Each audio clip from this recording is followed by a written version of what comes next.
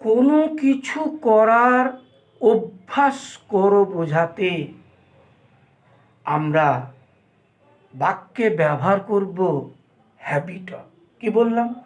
সাধারণত বাংলা বাক্যে কোনো কিছু করার অভ্যাস করো বোঝাতে আমরা বাক্যে ব্যবহার করব হ্যাবিট অফ। তখন বাক্যের গঠনটা হবে মেক এ হ্যাবিট অফ যুক্ত ভিআইএনজি যুক্ত অবজেক্ট অবলিক প্লেস। কীরকম? যদি বলি তুমি নিয়মিত টেক্সট বই পড়ার অভ্যাস করো, তাহলে make a habit of reading your text book regularly. যদি বলি তুমি সকাল সকাল ওঠার অভ্যাস করো, make a habit of getting up early in the morning. যদি বলি তুমি এখন থেকে ক্রিকেট খেলার অভ্যাস করো, make a habit of playing cricket from now.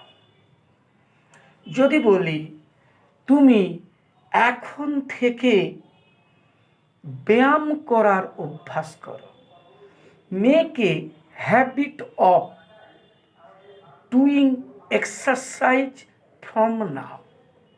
যদি এটাকে আমরা না সূচক বাক্যে ব্যবহার করি, এদের সামনে একটা ডোন্ট লাগিয়ে দেব। কীরকম? কারণ এগুলো সব হচ্ছে ইম্পারেটিভ সেন্টেন্স, তো এইগুলোর সামনে একটা আমরা ডোন্ট লাগিয়ে দেব।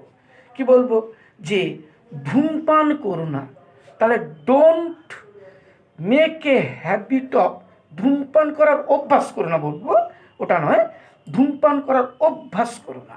তাহলে make a don't make a habit of smoking.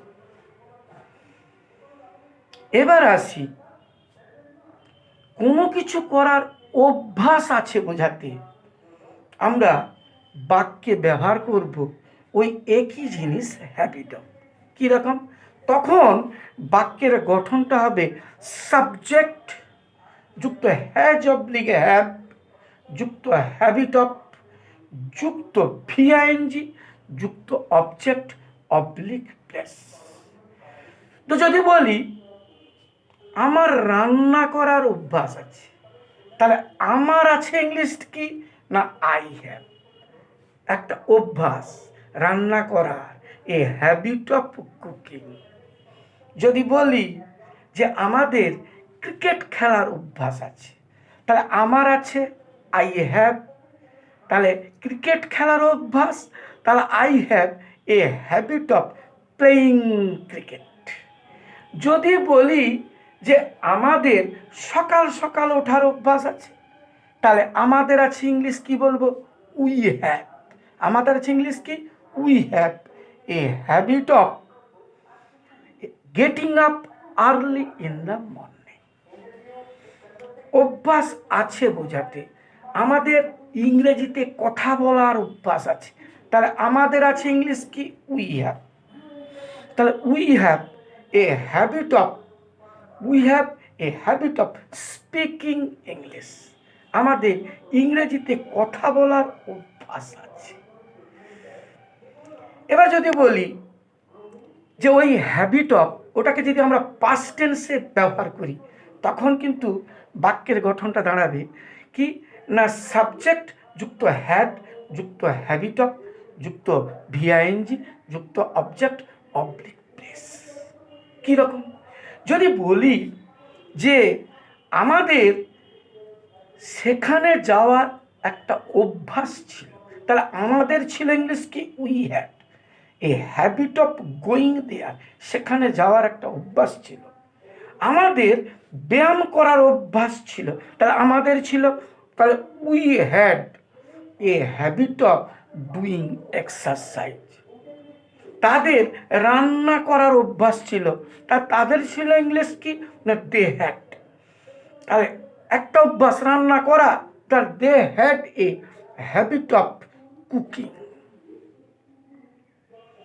আমরা এই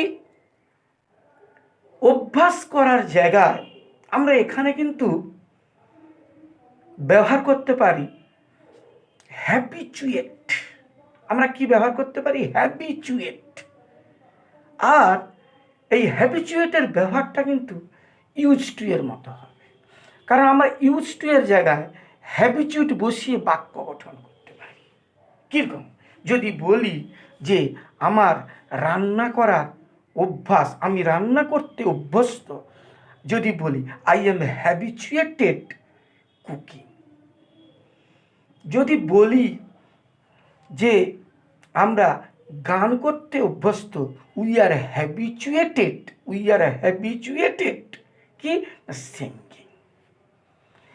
এই হ্যাবিচুয়েট বা অ্যাকাস্টম, এই কথাটা আমরা ইউজ টু এর জায়গায় ব্যবহার করে আমরা বাক্য গঠন করতে পারি। আশা রাখি এই হ্যাবিচুয়েট বা অ্যাকাস্টম সম্বন্ধে বেশি কিছু বলবো না, কেননা এর পুরো ব্যবহারটা কিন্তু ওই ইউজ টু এর মতো।